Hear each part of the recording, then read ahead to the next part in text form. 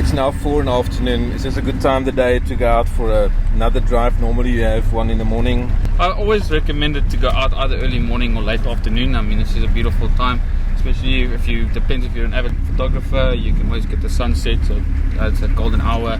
I mean, more animals are going to be more active now. Why is that? Because now obviously the evenings are more cooler now because we're going into winter, or it's winter already. So you're going to find now animals are going to start coming out now just to get that last sunlight, get that last bit of heat, and then they're going to go into the side. Especially now is also a nice time, you might see nocturnal animals coming out a little bit earlier. As I said, that's what we're going to try and do and see if we can catch them and get them coming out. We get a bit of the zebra.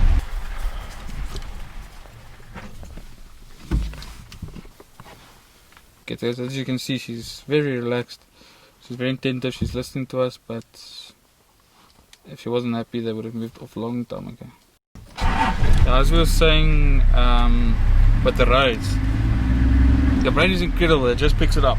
It just automatically remembers. So it's all about, and you'll hear it throughout your life, just repetitive, repeat. So it's just something you just have to repeat and keep driving and just keep doing.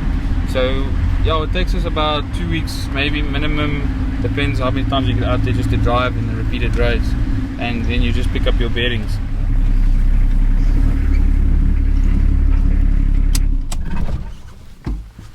So yeah, we've got the giraffe. I think it's a female. I can't see, as I said, the back leg is covering. But by looking at the top of her horns or ossicles, I would say that it's a female because it's hair. Well, usually the males won't have hair on top of their ossicles, because us males, we have to always fight for females. And obviously for territorial disputes, that's one way of identifying whether they're male or female. She still looks like a very young giraffe. The reason why I say that is the height.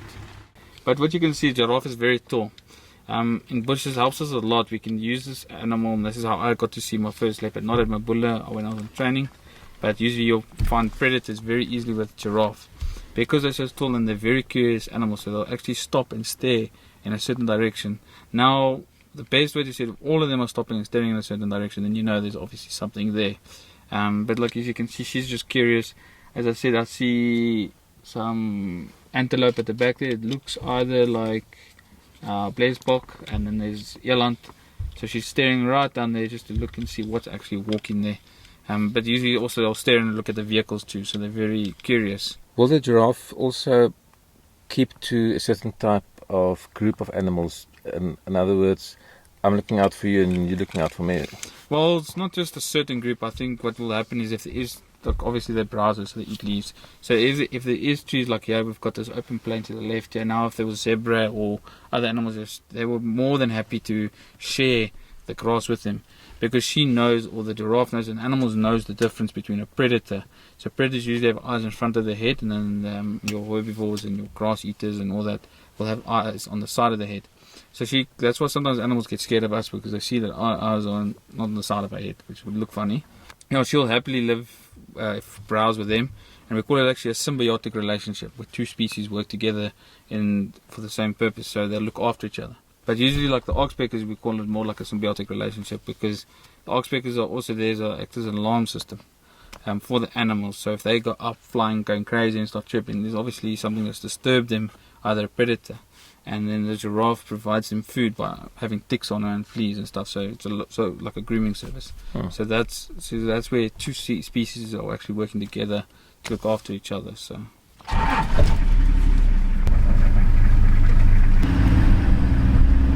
On this side of the reserve, you've got more cheetah, more leopards. Are they a threat to the giraffes? The chances of a leopard or a cheetah attacking a giraffe is very slim. I mean, that thing's got a powerful front kick. I mean, as soon as it kicks that, it's gone. But maybe if it's desperate times, I think a leopard will take the baby. But I mean, I'm talking when that mother's just dropped that baby out. But other times, that's not really a problem for them. As I said, they just know what a predator is, or aware of a predator.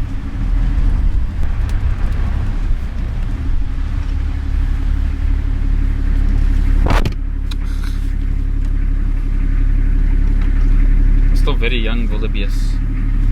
As you're catching in here, lazing about. So as you said, we talked about earlier, they're not necessarily sleeping, but they're just resting. So by them doing this, they're using less energy and they're probably going to get up soon, try and look for more food. But this is also a very important time. Being a ruminant, they've got 4 stomachs just like a cow.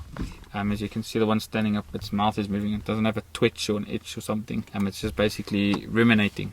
So what it does is it will eat the grass now and swallow it, and then later at times like this it will regurgitate that grass and then chew it down to a fine palatable size, and then it'll swallow again, and then it breaks down in the 4 different stomachs, and then eventually defecating it out. So this is our fastest antelope. This is the Tetsebi. What I have noticed about these animals is they actually generally love the shorter grass, and they usually move into the longer grass, but with the grass being shorter they come out a lot more and a lot often.